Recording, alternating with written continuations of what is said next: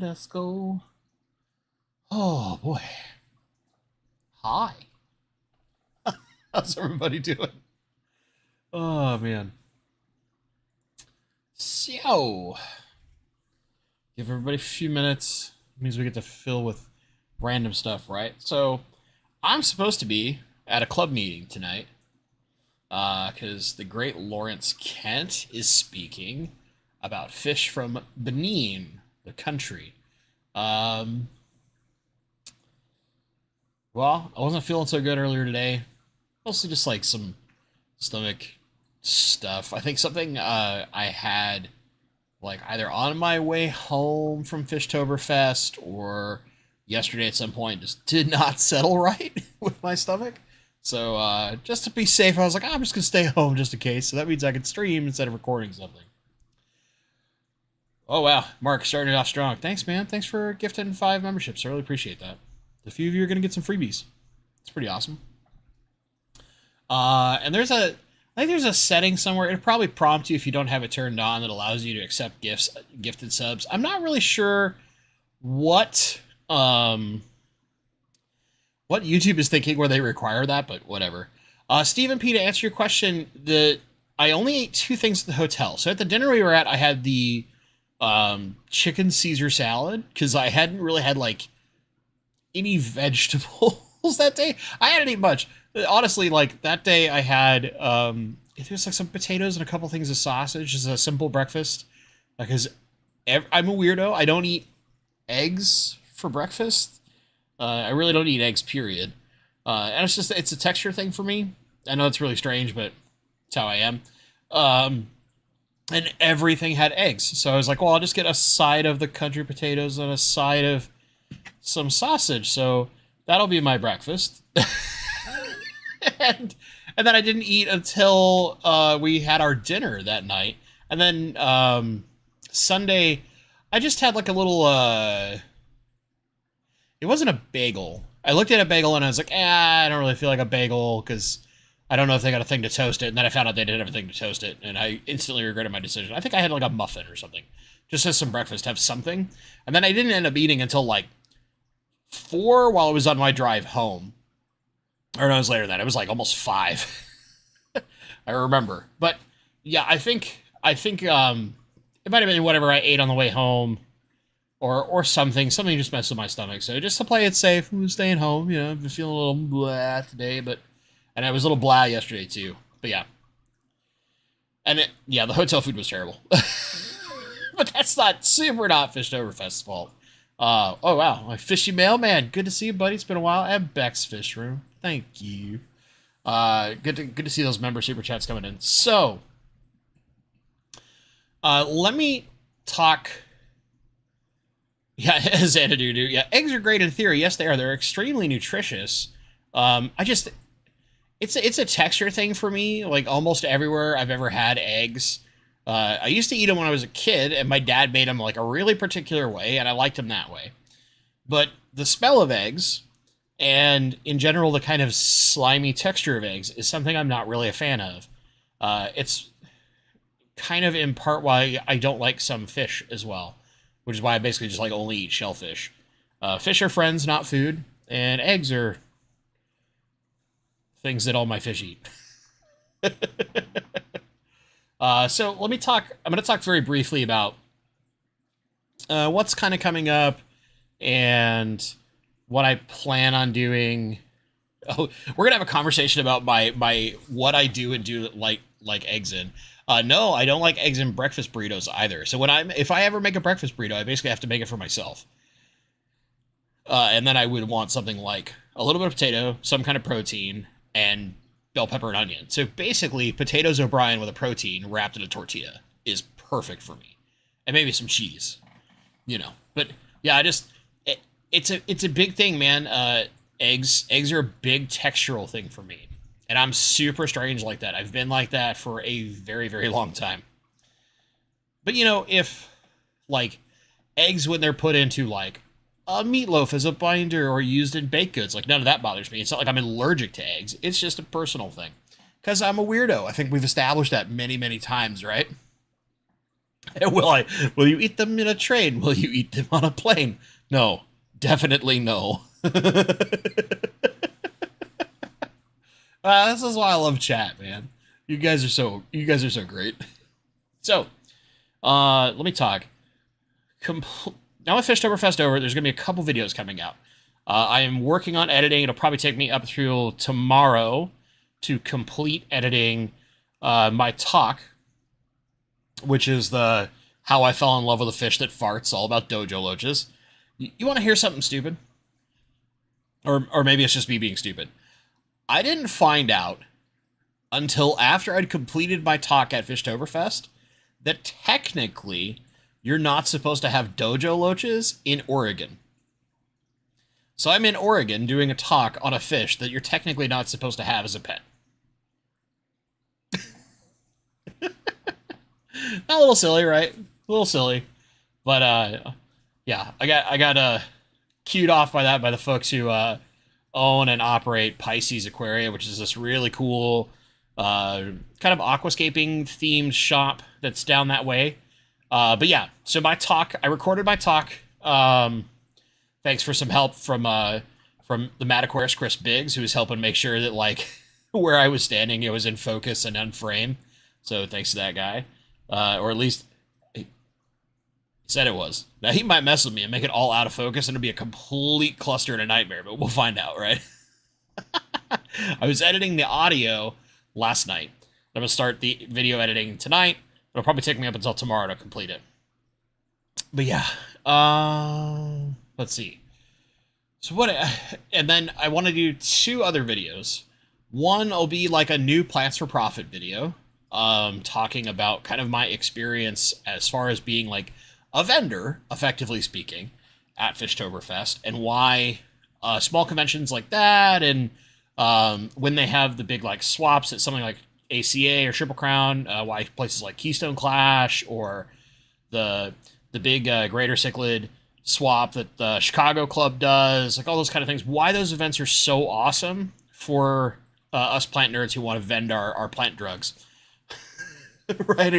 We're looking to like sell and or trade our aquarium plants, why they're awesome, and kind of like a new Plants for Profit video, despite the fact that I haven't done them in a while. And then finally we'll go over like review, I guess is the right word, but kind of my full feedback about Fishtoberfest. Kenny, I see you in chat. Just remember, I love you, buddy. I'm kidding. It was a very, very positive thing, but there's always going to be some criticisms. And in that regard, what I mean is mostly on stuff that I want to improve. So with that being said, like one of the first things that with Fishtoberfest, and I've kind of made this clear to Kenny, but I guess I'll make this more active. My goal for Fishtoberfest next year is to help be a slightly more active role in the planning process. So with that being said, Kenny and Ryan, I don't know how often Ryan watches, but Ryan, I know you're out there, buddy. Keep in touch with me as you're doing your planning. Let me know what I can do to help. Because I want to keep seeing something in the Northwest. I don't want like the opportunity to have a small convention in the Northwest disappear, mostly because it's such a positive experience for me 2 years running now. It's such a positive experience. Of the first year, I chose to sponsor it while speaking at it the second year. So, yeah, you could put that one together, right? It was like, I really wanted to do well. What else we got?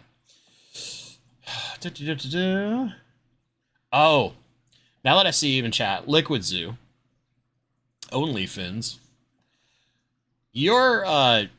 this will come out in the feedback, but I really want to talk about it now. The Fish Fam Link, basically ID badges that you've built are genius, and I might have to like literally redo all of my channel art just so that when I get one from you, it doesn't look like hot garbage.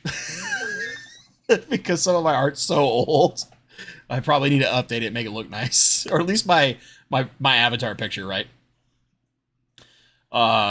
So big kudos there. And well, I'll talk more about those. I got to get like a picture from, Stephen P. or Mystery Snail Guardians or Daniken. They've all got badges so that people can see what they look like because they're fantastic if you've never seen one. They're pretty amazing. So yeah, I'm not going to go into in depth on like the speakers or anything like that.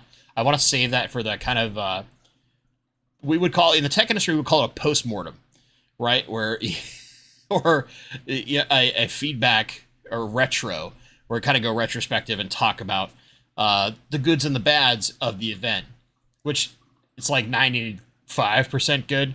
The bads are pretty small, to be honest, and half of them aren't even Fishtoberfest's fault. I might like fire some shots though, which is to say that in my opinion, because of some things that I heard about happening at Aquashella, Fishtoberfest is better than Aquashella Chicago. You heard me say it straight up. That's all concerning the aquascaping contest. Yeah. I'll talk some mess. Okay, so for the rest of you who are here, let's talk the other part. I'll grab one of these first.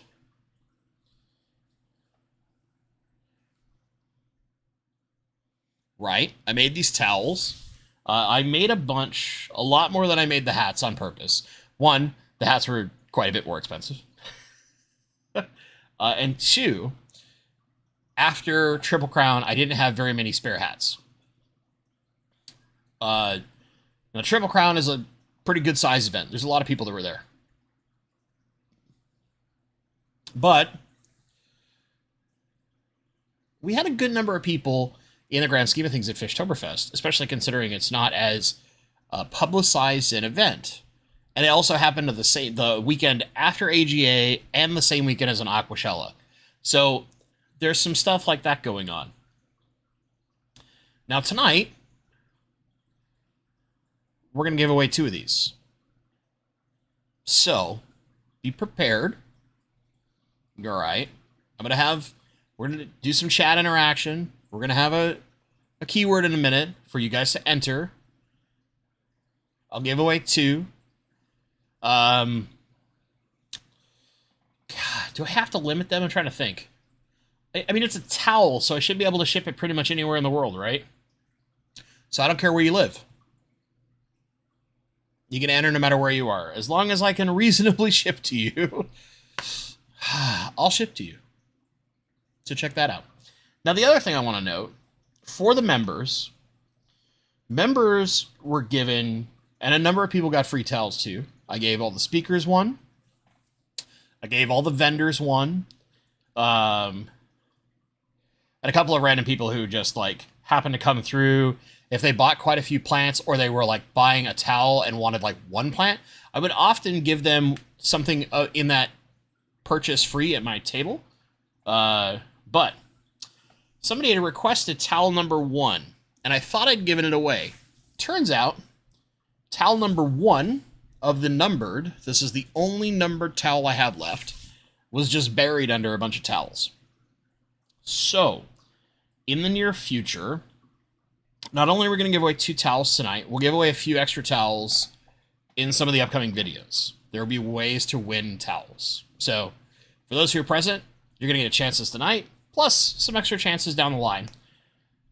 For members, yes, this is a blatant recruitment program.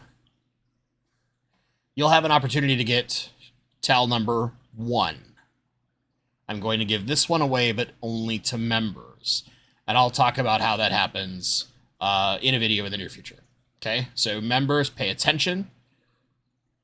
You'll have your opportunity to win towel number 1, the only remaining limited edition towel. Hey, Leo, I want number 1. I know you do. So, we'll do the first part.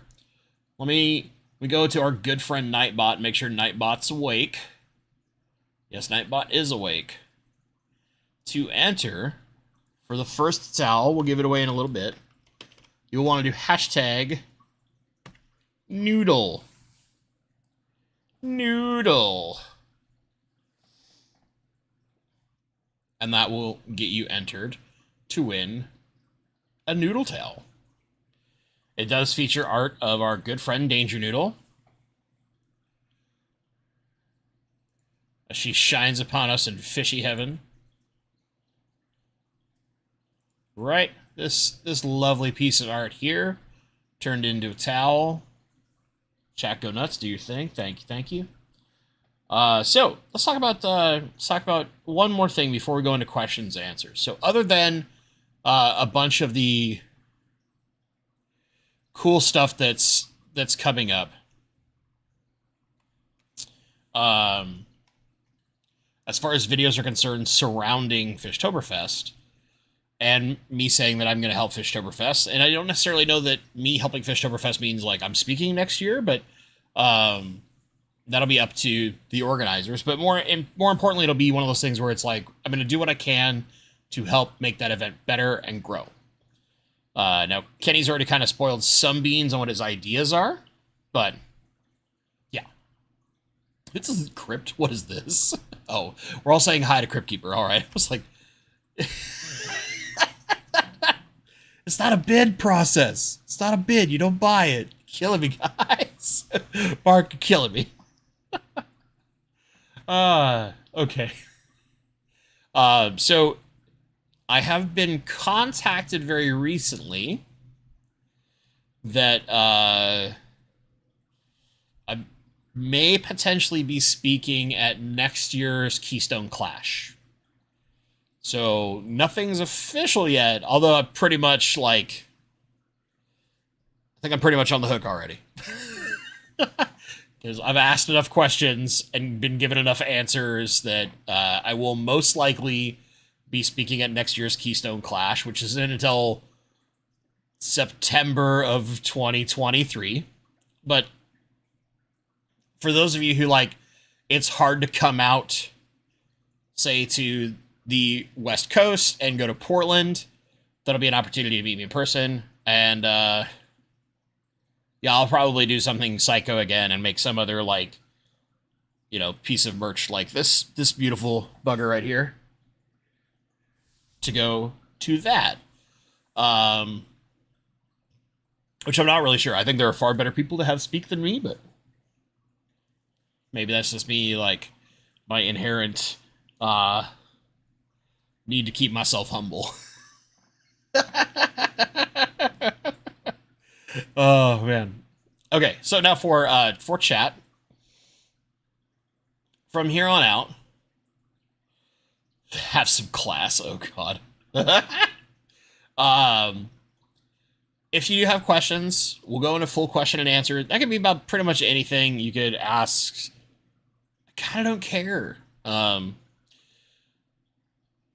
Just at Bentley Pasco makes it easier for you to see. And I'll talk about a couple more things while I'll dial some questions in. Beck's Fish Room, Clash, please. I'm already at like 95% being at a yes. It's just like hammering down a couple of details early so that I have lots of time to plan. I'm a big planner. I plan to go to Triple Crown like a year in advance. So, and I like was booking my travel plans 9 months in advance. So yeah, that was that's some of the things. That was some of the things. So like, as you can tell, I'm kind of a planner when it comes to things like that, especially travel, just because it takes me away from dogs, family, fish room, all that kind of stuff, right? So I need to plan as much in advance, plus work. I always want to give my work lots of heads up because they treat me so well, especially the new job. They treat me pretty well. Just to say they're oddly supportive. I gotta tell you guys this. I told my team that I work with. So I'm on one team, but I work as the representative for my team to this other team. So I'm on the QA team, right? I'm on the quality assurance team. But I work as a representative for QA to what we call the fulfillment and ordering team. And I know this is all like probably not very fishy, but trust me, this gets fishy in a second. I told them like, hey, just as a heads up, guys, I was doing this last Monday. I'm going to be out Friday and the following Monday because I'm going to a convention. And there's like one guy on my team who knew that I was into fish, but didn't know I had a YouTube channel. right? And so the one guy asked, is like, oh, is it a fish convention like when you went to Kentucky? And I was like, yeah, actually, I've been asked to speak at this convention.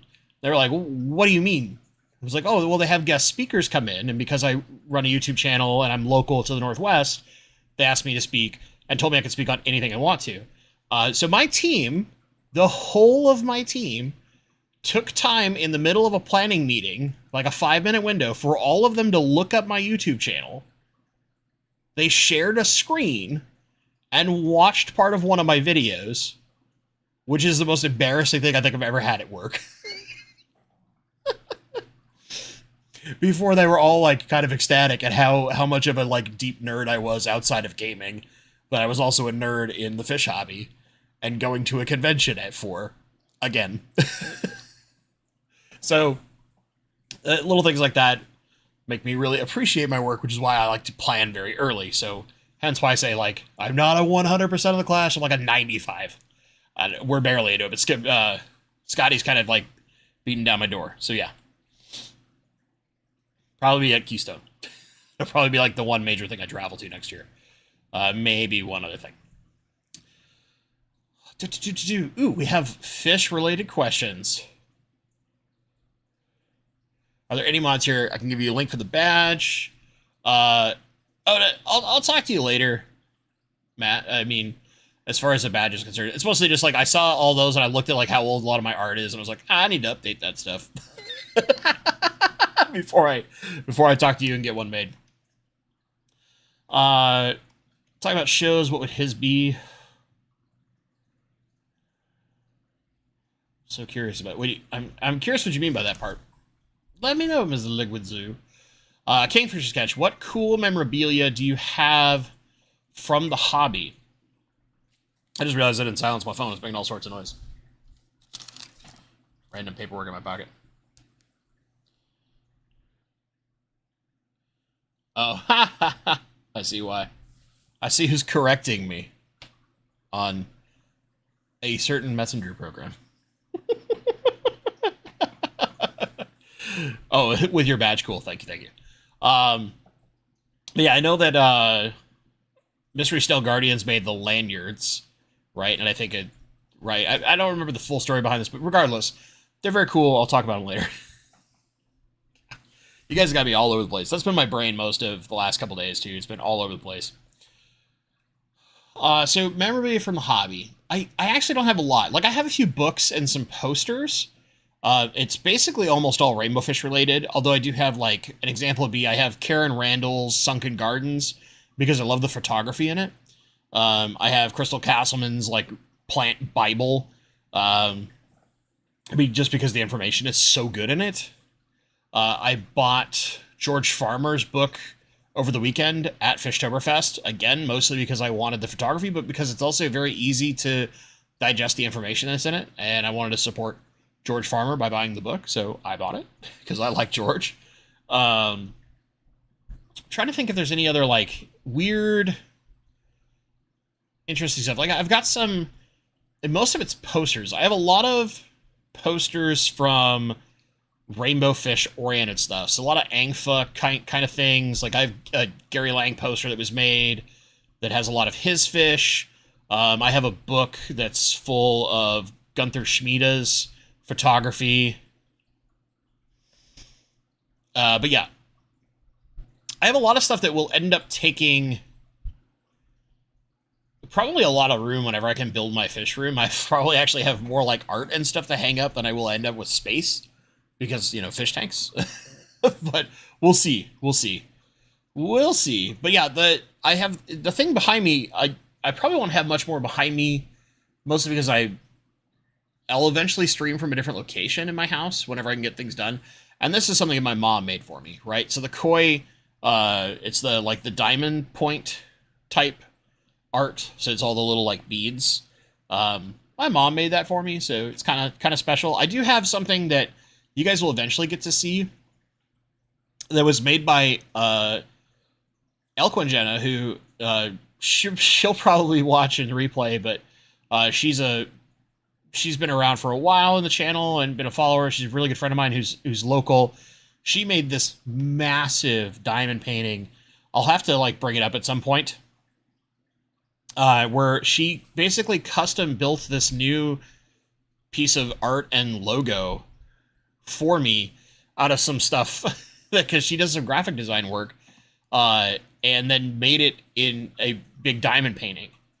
And I mean, it's like twice the size of this koi one behind me. It's huge with this big, beautiful like Bosemani rainbow on it, based on the membership Bosemani badge that's out there. So like the one that Daniken Aquatics has and Stephen P has, the full size art. It's really, really cool.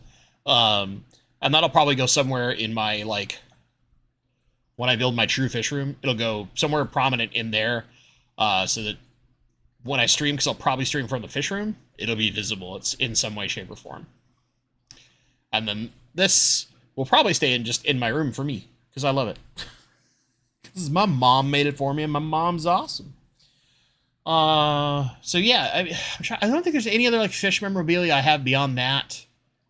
I mean, I've got some little stuff that, you know, if you want to talk about like things like shirts from some of the creators, or like Carrie from Science Gal Aquatics, I have her towel, which is part of the reason why I thought to make this towel, was because of hers, and it's actually from a similar vendor, although a slightly different towel. Just because I went for a style of towel I personally prefer. Small difference. It's like teeny tiny difference in them. But yeah, Carrie's such a sweetheart. And she gave me one of her amazing towels, so kind of became the inspiration for the Danger Noodle towel. Not gonna lie. But yeah, I think that's about all I can think of. Danny had the same thing happen at one of her meetings at Intel. A bunch of my folks at multiple places I've worked have known that I was really into fish, and some knew that I had a YouTube channel, but since I haven't really spoken anything until this year for the most part, nothing big enough to where it's like, it's a convention. It's like, oh, I spoke at my local club, and they probably think it's like, oh, it's like 5 nerds in a room. Like, I know, the Seattle club's huge. We get like 60, 70 people in there, easy.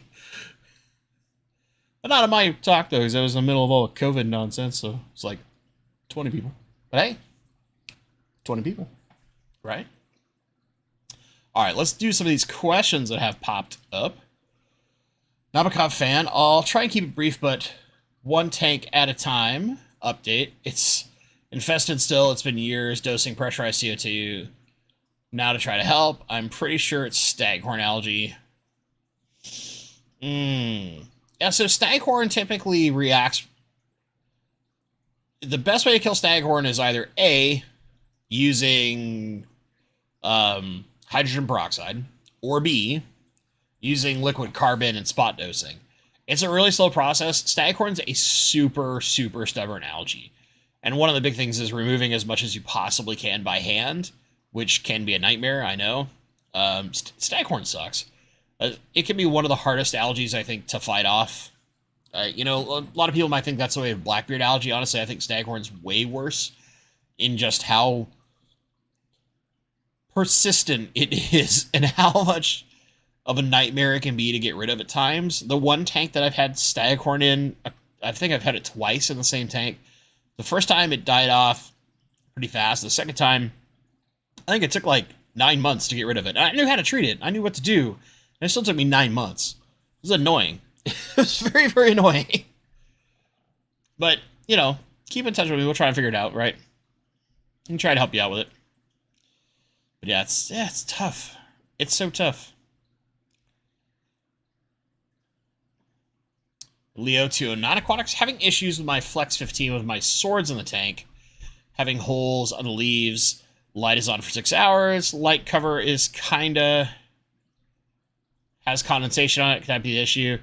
Well, one thing is, like, swords like really long exposures of light. So swords don't necessarily need really intense light, they typically like something like low or medium light, which, I would say a Flex is about medium light, if you're at max power on it, if you're using the stock light, that is. But they really want like 10 and 12 hours of light. They want a long period of light, not necessarily a short period of very strong light. The same can be said for Java Fern, Bulbitis, and Crypts is they would much rather have like low light, very dim for a long period of time than have a short period of very intense light. And it's just a matter of how those plants grow, how they're a little less demanding, where they come from, things like that. That's just what they're kind of designed to handle. So it might be a combination of like holes in leaves is usually a little bit of a potassium issue, most commonly. It can be a few other things, but potassium is most common. And potassium is not naturally occurring in water systems. You'll almost never find potassium in water. So it's important to note that you have to have potassium in your fertilizer regime for a majority of your plants. Now, usually they need almost nothing, unless you've got like a bunch of Java Fern in there, which is kind of a hog of potassium. Then you end up needing quite a bit more.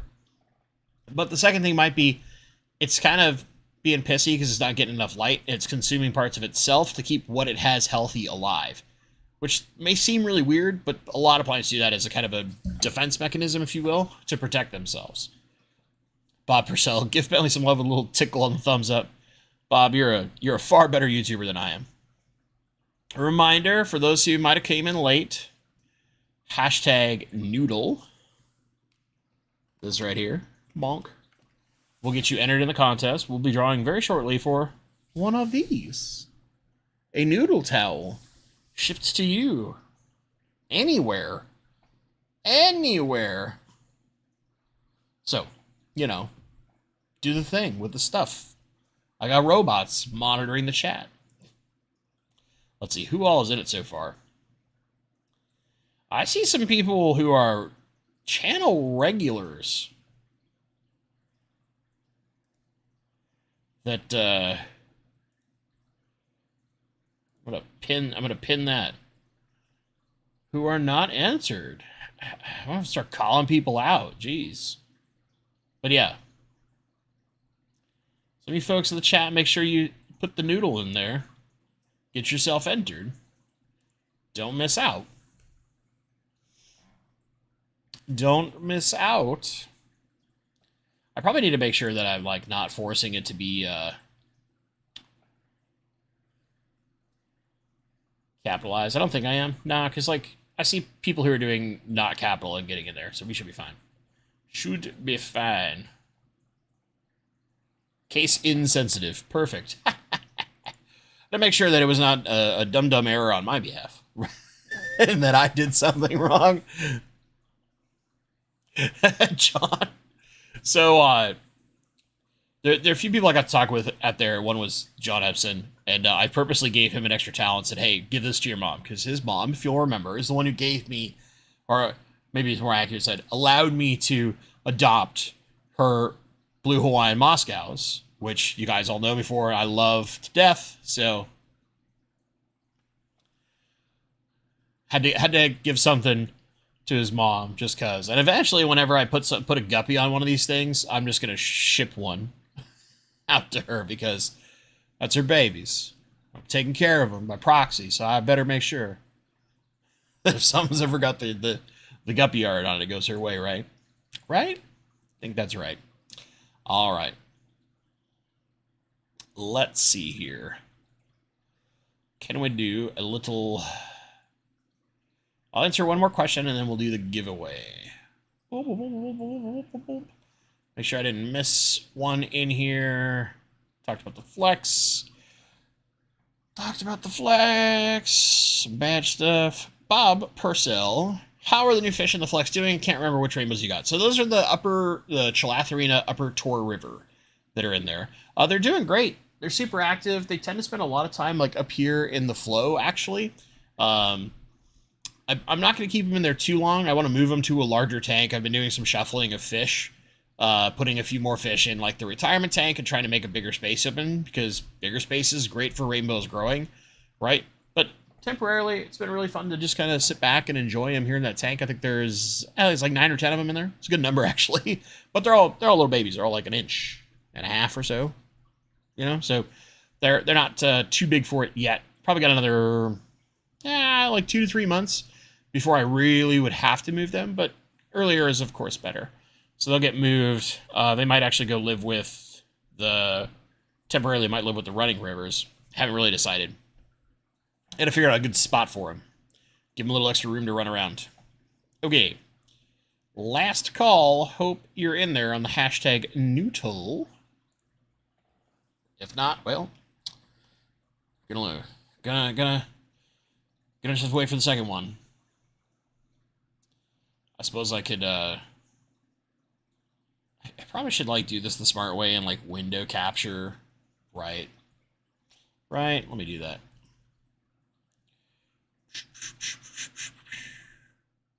One minute. 1 minute. See, if I was smart about this, gotta do this correct here.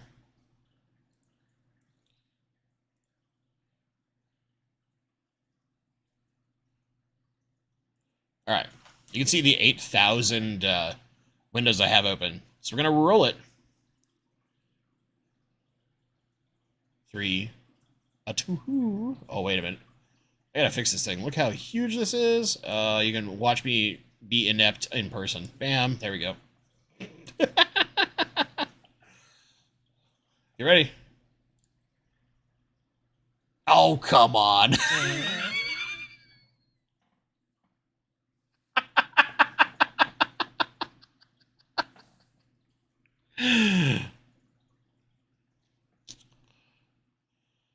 Dr. Maz.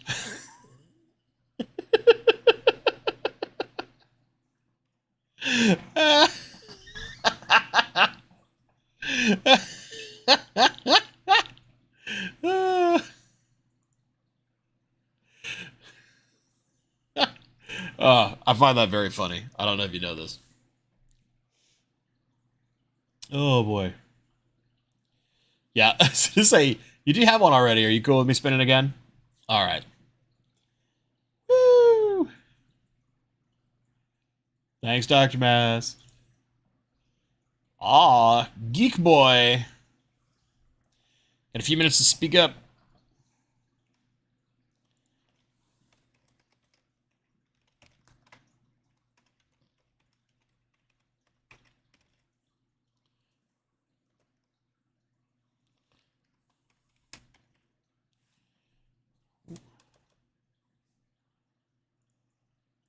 Oh yeah, I realized I just turned the window capture off. Sorry. I re-rolled.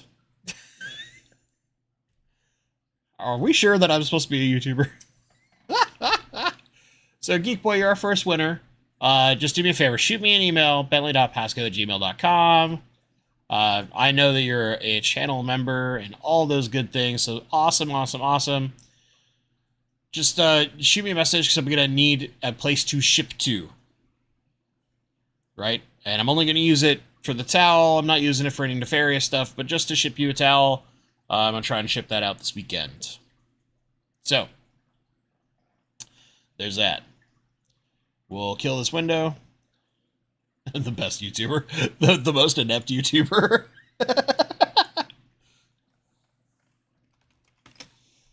Okay. So, I'm going to set up. Bam, bam, bam. To enter the next one, you will need to put in hashtag danger. Hashtag danger for the second towel for the night. And again, it's not case sensitive. That's just how I type. But yeah, Geek Boy, shoot me an email so that I know where to ship this bad boy. And I'll get you a towel. By the way, for the couple of people that are waiting on hats, they'll be coming your way too. At the same time I ship the towels. I have a couple hats and I promised some people they're on their way. People who like couldn't make, got sick, or were supposed to be at Triple Crown and had people as representatives there basically in their stead being like, they were supposed to be here with us, can you? And I'm like, yeah, I got you. Don't worry about it. You got sick and had to miss the convention. I'll hook you with a hat. I know. As my hats from the Triple Crown, I'm like running out of them, which is to say, I think I have one left that I need to give away at some point. I'll do that soon. But not on this live stream. A later one. Or some other thing. We'll give away a hat. The last one of my rainbow fish hats. I have to check. I either have one or two. I can't remember. I have to check. Because I've got two that I have to ship out. And then I think that leaves me with, I think it's either one or two. I'm not sure. I can't remember. I haven't looked at it in a while. My memory is not so good. I'm getting old, you know? Look at this stuff. Look how gray I am. Oh, man. Have to type it, Zen Ginger. Not cases of no. My OCD insists that I type it out exactly as the creator posts it. Hey, I appreciate that. Gave away my last hat at Fishtober Fest. Oh, man. I didn't know you had hats. I've been all up on that. Oh, all right. We'll get back to questions now. Again, at Bentley Pasco, if you have a question, we've got about 20-ish minutes left. We'll do the last towel in probably like 15 minutes or so. So right before the end of the stream, give folks a little extra time. Snoochie Booch. Yeah. I still have to go watch Clerks 3, speaking of that, your name. I've actually heard from several people that the Clerks 3 is pretty good and enjoyable, so I have to go watch it. I love the initial set of like Kevin Smith films quite a lot. All the stuff that have Jay and Silent Bob, basically, I love them because it channels my inner like 12-year-old idiot. Which, okay, before I answer your question, I want to note I played some Cards Against Humanity with a bunch of Fish fam at Fishtober Fest.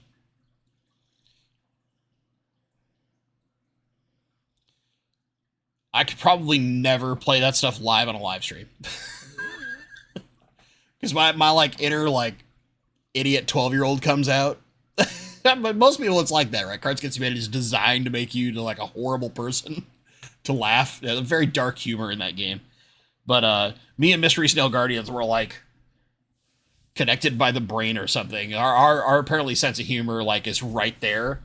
We're just dead in line with each other because every time I answered when she was the one picking, I was scoring points left and right. And most of the time, she was scoring points off of me. All right, so Snoochie Booch's questions. Bentley, have you added another light to any of your Fluval Flexes?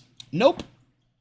I'm about to set up the Mega Flex Marine, seeing it had another slot for the extra light. So the Mega Flex specifically uses the Aqua Sky size style map, the light. They have the Marine version too, which is, I don't think it's an Aqua Sky. Or isn't it different, just a different version of the Aqua Sky? Whatever it is. It's very similar to the Aqua Sky. And you can use two in it. I've seen multiple people have a lot of success with two, in the freshwater version, two Aqua Skies. So I would have to imagine in the marine, it would be very similar, especially if you're trying to do some level of coral or maybe macroalgae.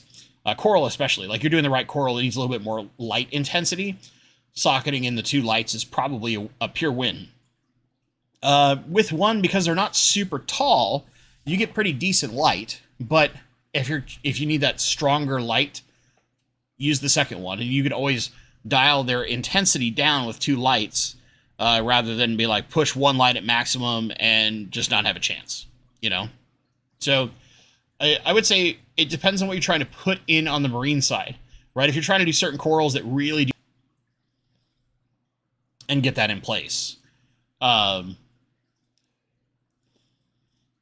Yeah, I hope that helps. I personally haven't needed to because I keep my flex, my standard flex, which has a different light than the Mega Flexes does, with a bunch of super low light plants. It's all crypts. They really don't need a lot of light, medium at most, and the base light that's in it puts out enough intensity for me.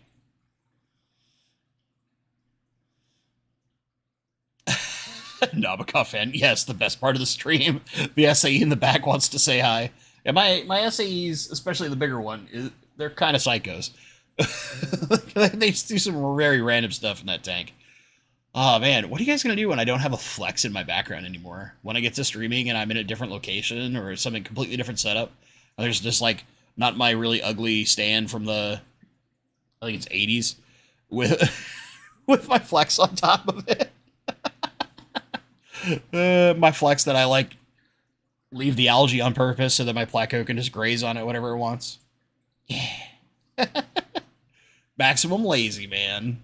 Maximum lazy. Although it's a strange note, I actually think I saw some like freshwater sponge growing in the back chamber of this thing. So that could get real interesting whenever I decide to break this thing down. The wall of hashtag dangers. Yeah, people getting up in there. Good, good, good. Skippers, the Cards Against Humanity was fun. Yeah, dude, I had a blast with everybody. It was so fun.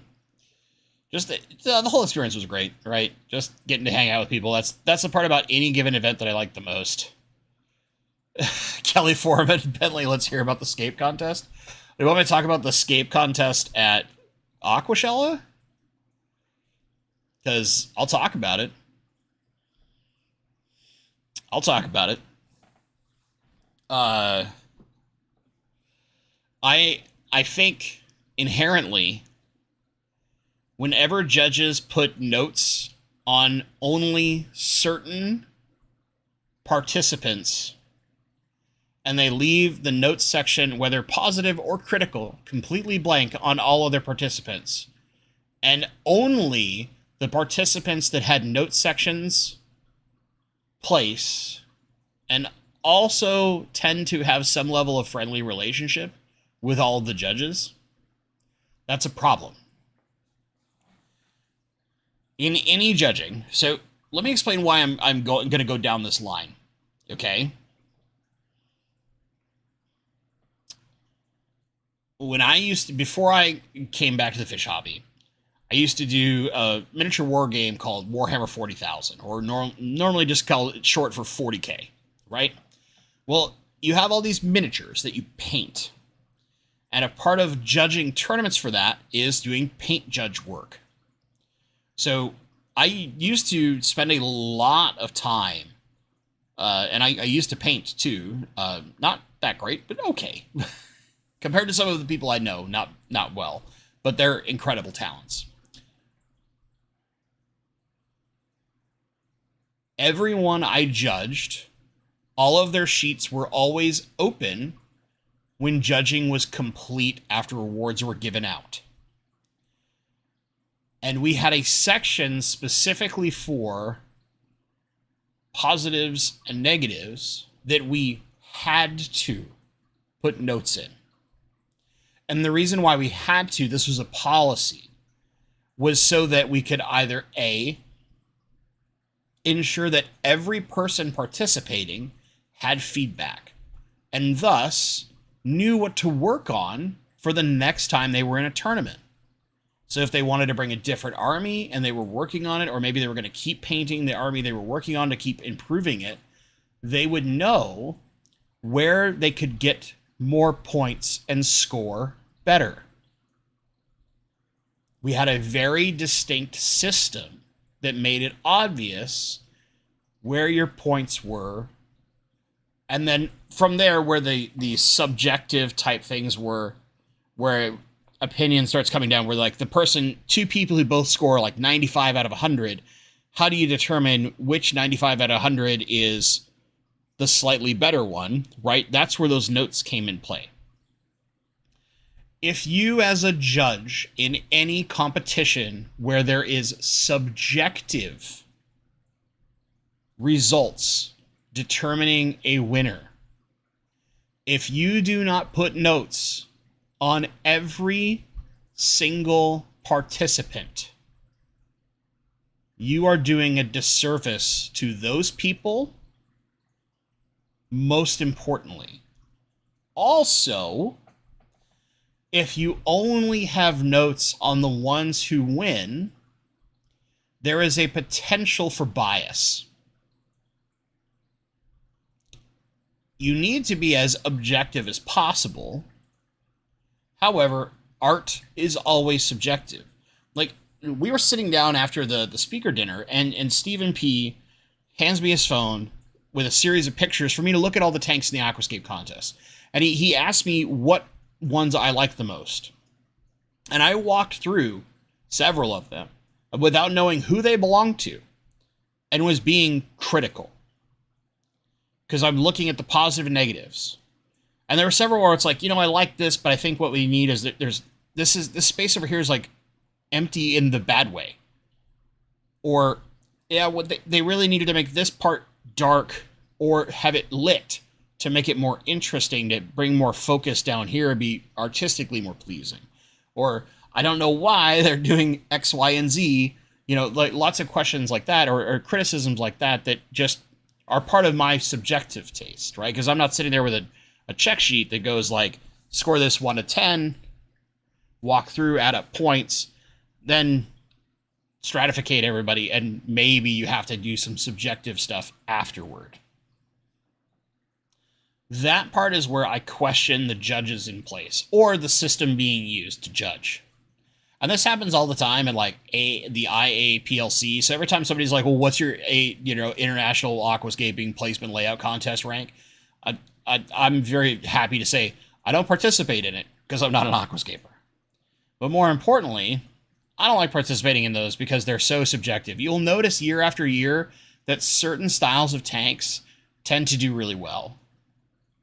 Like the diorama style tanks for a number of years now have been the ones that are always placing the highest. And it doesn't seem like that's... It seems like it's because that's the in style for that level of competition, and not because like, oh, because this nature aquarium from an objective point of view doesn't check certain boxes, right? And that's where I kind of like, a lot of our aquascaping competitions make me kind of go,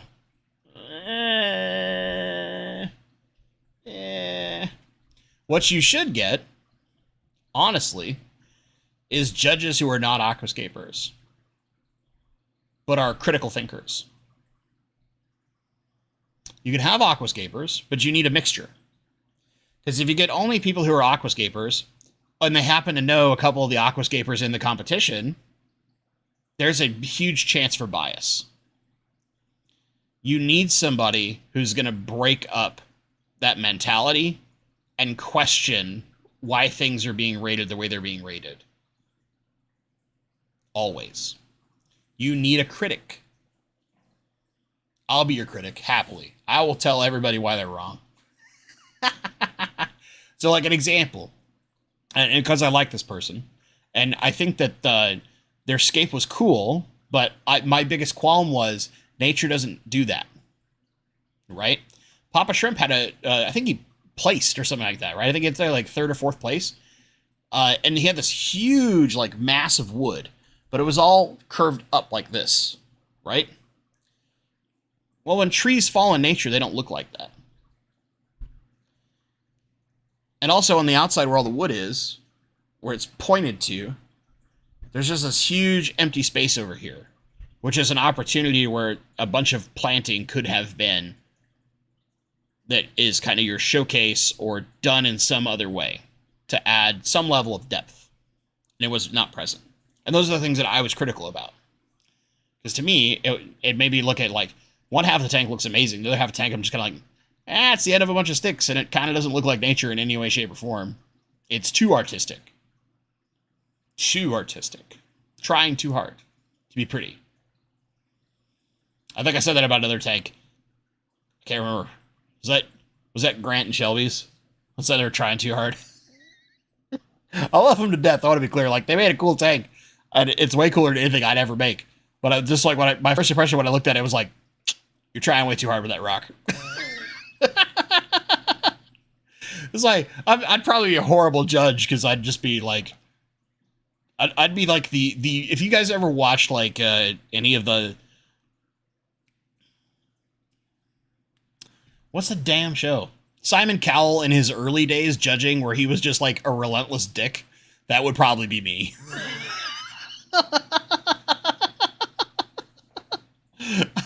I'd be the person who's like, there's no such things as positives, it's only negatives. Yeah, American Idol, thank you. Jeez. Poor Grant came into him talking smack. To be clear, everybody else I talked to loved your tank. I'm the only one. So clearly I'm the one who's wrong, right? But there were parts of it. What I did like is the way, to be clear, the other thing I said is what I did like is the way that you used a lot of your epiphyte plants interlaced in the rock. Because it would grow like that. That's kind of natural. And that's the stuff that I like. right? I like things that are kind of natural. If I'm going to ever aquascape, I'm going to try and emulate nature. But yeah, blame Kelly. It's all Kelly's fault. That was the one you just did in Chicago. They told me it was your tank too after I said, like, I don't know, it feels like they're trying too hard. And I was like, oh, well, now I feel like an ass.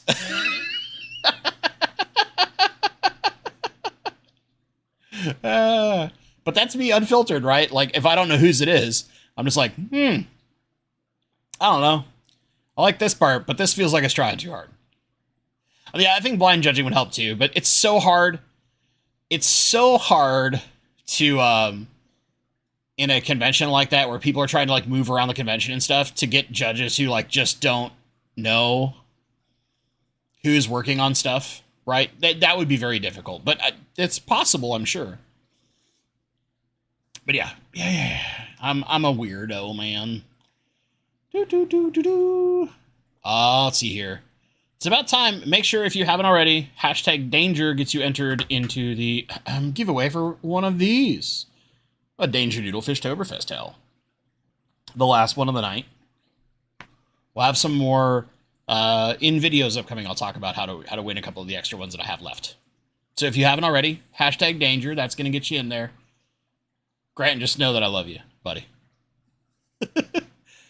I was surprised judges didn't like it. I know you guys had good votes in the online voting because I was getting updates. Was getting the whole group of us that were there talking were getting updates, which is kind of amusing.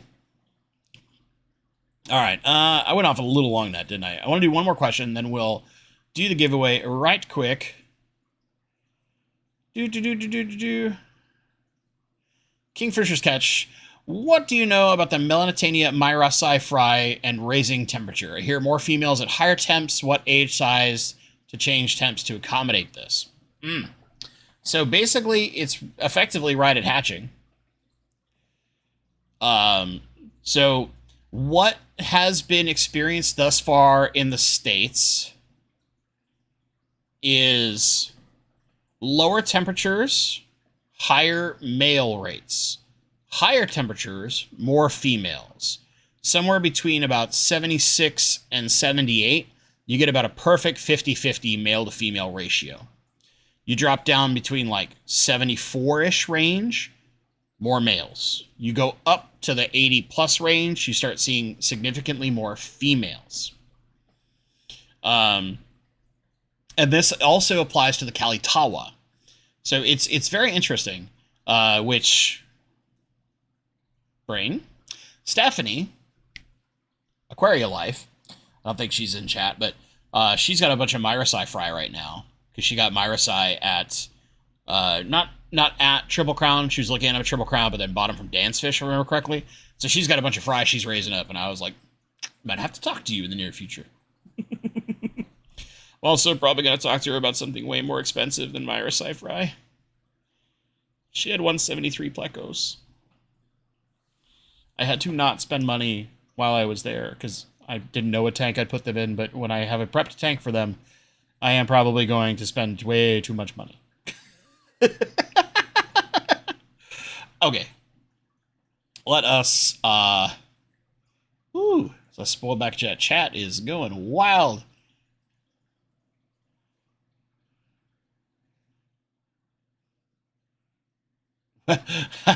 Johnny, we have a nice group of 173s. Shh. Hush. Hush. Stephanie's giving me a sweet deal. Not really. It's mostly I gotta wait. I know that she's gonna have them. We were talking, and it was like, yeah, I'm probably looking in like 4 months or so. She's like, oh yeah, I'll have some ready. I'm like, yes. All right, let's bring up the window. Bonk. So you can see. Are you ready? And Bob Purcell, to answer your question, we're about to roll, but the true 173s, not the 173Bs, are kind of like called the wavy zebra. We'll put that in mid quotation marks. They're a type of zebra. The 173Bs look nothing like a proper zebra. L046 is the true zebra. If you want to, like, big quotation marks around all these things, right? Who knows what the differences are between the 173s and such, but here we go. 1, a 2, a 3. Robert Johnston. Come on down. Full-grown male 173 needs a girlfriend. Whoo, boy. Robert, you got a sec? I want to make sure you're here in chat. So say something in the chatterooski.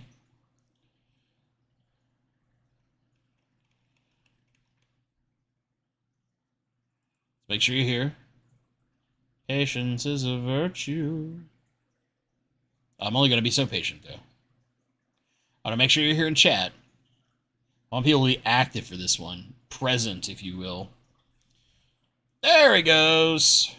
Robert, for you, you're going to need to email me.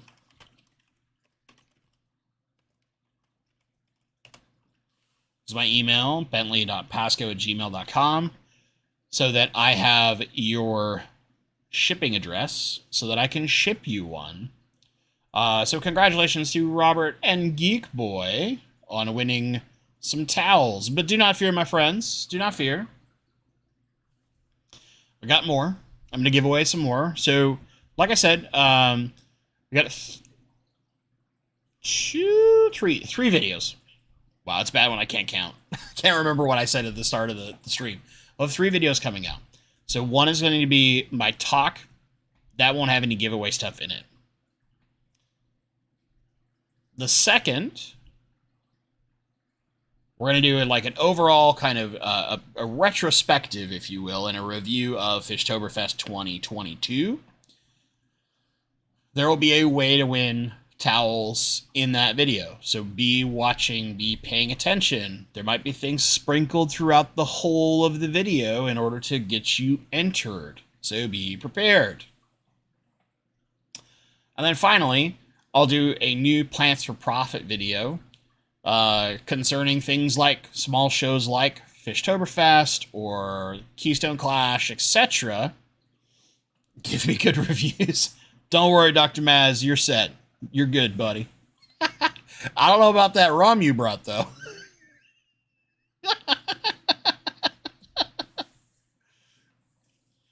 I like pepper, but I don't know I like that much pepper.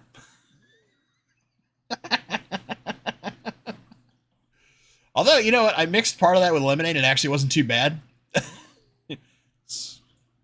Just in case you want something to cut it a little bit. A little lemonade might do the trick. So yeah, be watching in those videos, and the Plants for Profit will probably give away a couple more towels. I think I have enough to give away, I think it's like 6. And then members, you'll have an opportunity in there to win towel number 1. One of the limited ones. So if you're not a member, you don't have to be a member for a certain period of time. You don't have to be a certain level member. But if you really want to dig in and like bump your chances up to try and get the number 1 towel, that's the way. But I'll be giving away unnumbered towels as well, so you don't have to. It's all free. I'll ship it to you, all those things. The rest of the bottles at my house, I've got a craving. Whew. No, I'm going to stick to my my bourbon straight from Kentucky, thank you. But yeah, that's going to do it. Let me see. I'm going to see if I got one other like interesting question to grab other than me like talking smack to poor Grant.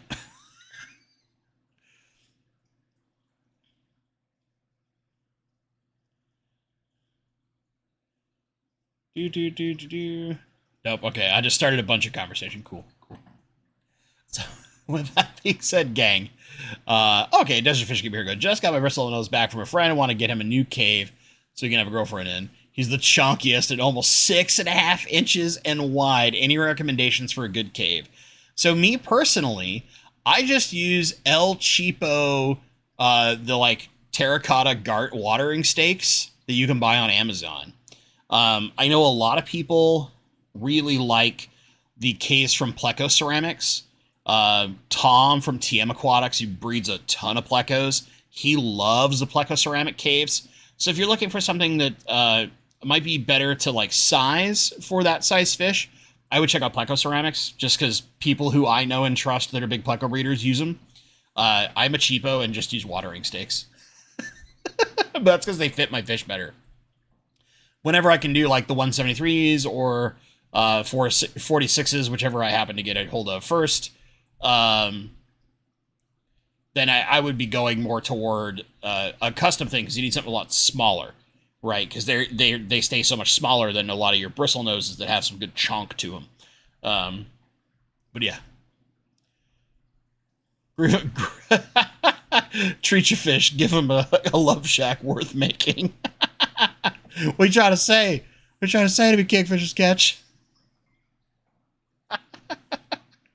Oh, okay. With that being said, gang, thank you so much for tuning in. I look forward to seeing you next week.